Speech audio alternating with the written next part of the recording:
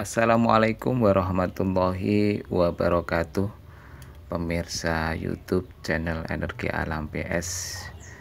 Ini saya akan berbagi tips cara wong Jowo dahulu, nenek moyang kita, bagaimana cara mengatasi penyakit gudik basah yang ada airnya itu, gudik pada manusia. Nah, penyakit gudik ini tergolong susah ya pengobatannya.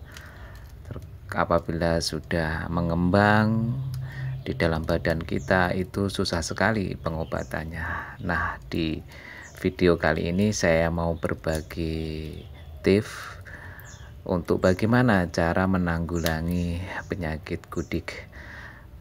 Kalau nenek moyang dulu, orang Jawa, simbah-mbah dulu itu caranya ini ini adalah merebus air.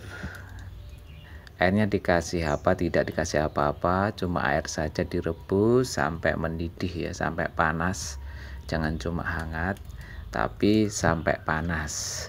Nah, airnya direbus sampai mendidih. Kemudian setelah kita lihat dulu lah, setelah mendidih, nah ini masih belum begitu panas ya kelihatannya.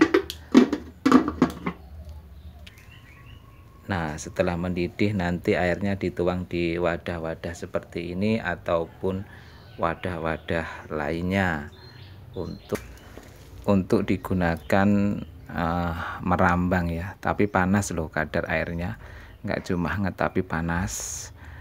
Dirambang yang gatal, yang bagian-bagian gatalnya itu dirambang di air yang panas itu sekuatnya ya, pastikan jangan sampai melepuh di kulit. Kemudian dirambang selama-lamanya sampai airnya dipastikan mendingin kayak gitu. Terus cara melakukannya bagaimana? Selama dia ini gatal, masih terus beraksi gatal, lakukan dengan air hangat itu ya. Lakukan terus dengan air hangat itu, disiram ataupun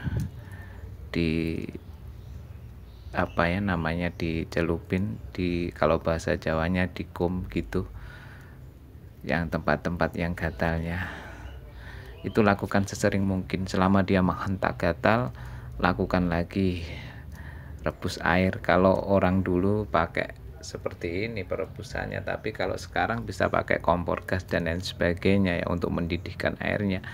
Itu lakukan sesering mungkin, 1 hari 1 malam itu. Selama dia menghentak gatal, langsung rebus air, dicelupin di air panas itu selama-lamanya sampai air itu mendingin di tempat-tempat yang gatal. Kalau misalnya tempatnya nggak bisa untuk nyelupin, gimana ya, siramin air yang panas. Sekiranya kadarnya panas itu ukurannya begitu air mengenai kulit itu tidak menjadikan kulit itu melepuh. Jadi sangat panas loh di sini, nggak cuma hangat, kurang nanti hentakan panas. Karena penyakit gatal ini sebenarnya dia bisa mengurangi atau memunahkan, mematikan kutu dengan kadar panas itu. Nah, itu cara-caranya yang pertama. Kemudian yang kedua, bisa juga ini kan ada api ya, bersifat arang mengangah kayak gini. Nah, ini bisa juga didekatkan gitu, kalau bahasa Jawanya dipanggang kayak gitu, tempat-tempat yang gatal. Pokoknya dipanasin. Metode yang kedua seperti itu pun sesering mungkin. Dalam 24 jam itu memanasinnya juga sesering mungkin, gak ada batasannya berapa kali, pokoknya sesering mungkin. Begitu dia menghentak gatal, langsung dipanasin. Cara-caranya seperti itu. Kemudian yang ketiga, tips memakai panasnya matahari, artinya dijemur selama mungkin di teriknya matahari seperti itu. Ini pun dilakukan sesering mungkin, jangan putus asa melakukannya sampai terus berkurang dan berkurang gatalnya itu, dipastikan sampai habis. Jadi harus perjuangan penuh. Nah begitu ya, saya kasih cara tips untuk menyembuhkan penyakit gatal gudik.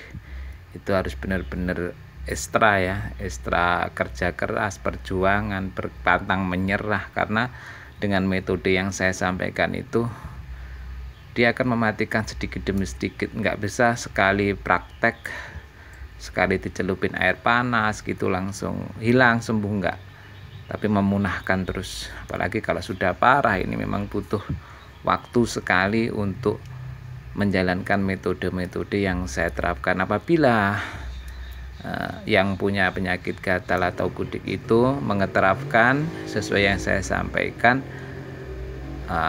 insya Allah akan mengurang dan sembuh. Karena penyakit gatal atau penyakit gudik ini relatif sulit loh ya disembuhkan, sangat sulit sekali untuk disembuhkan dengan obat-obat yang lain, sangatlah sulit sekali. Nah kemudian menjaga kebersihan di badan yang keempat, mengiringi proses itu tadi.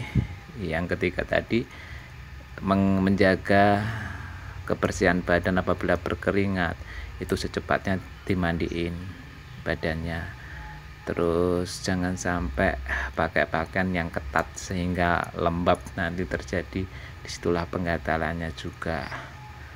Jaga kebersihan juga, pakaian juga sering dicuci ya, jangan sampai pakaiannya yang enggak bersih. Ini juga akan, kenapa begitu, akan mempengaruhi